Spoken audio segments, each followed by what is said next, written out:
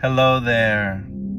Hello there, beautiful one. Hello there, wonderful one. Hello there, awesome one. Hello there, righteous one. Hello there, victorious one. How are you doing? How are you doing there?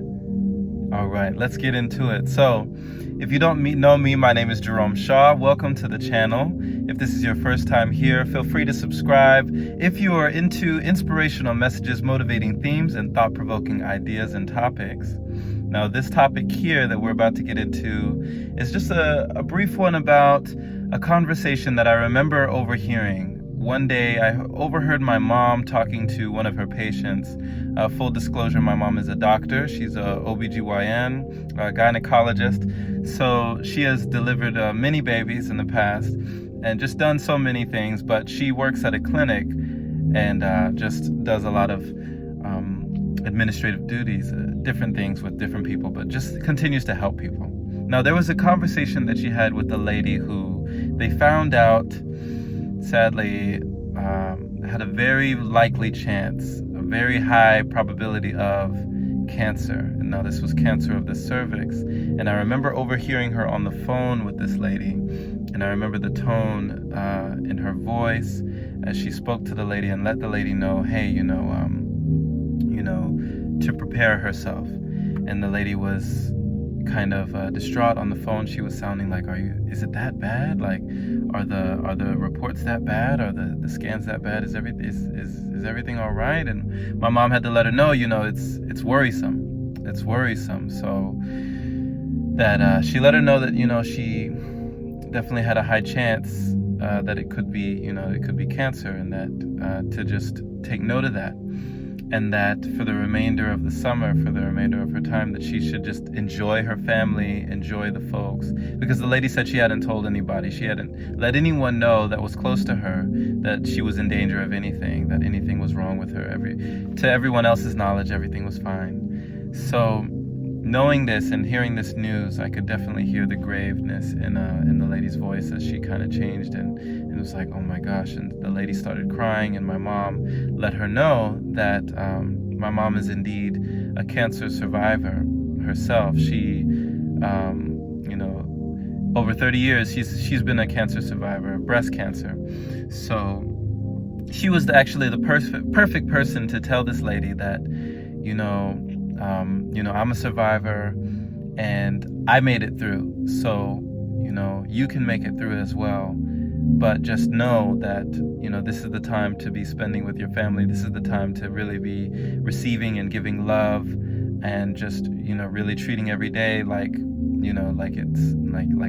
could be your last, So it was just such a profound lesson that I was able to get from hearing this conversation, just kind of eavesdropping myself, but to really hear how my mom was able to communicate this after going through her experience, after going through her ordeal. And this is my message to you, that certain times we may not know why we're going through things. We may not know the lesson that is to come out of the things, if we do manage to make it out of situations, circumstances, struggles, hardships in our life, that our mess can become a message. Oftentimes we don't see beyond our mess. We don't see how it can become a message. We don't realize that the test can become a testimony for someone else who needs to hear it down the road. To know the road ahead, we should ask those coming back. We should ask a person who has already been down that road, who has already traveled down the road that we are seeking to go, either seeking to go or having to go down. We don't have any choice in the matter.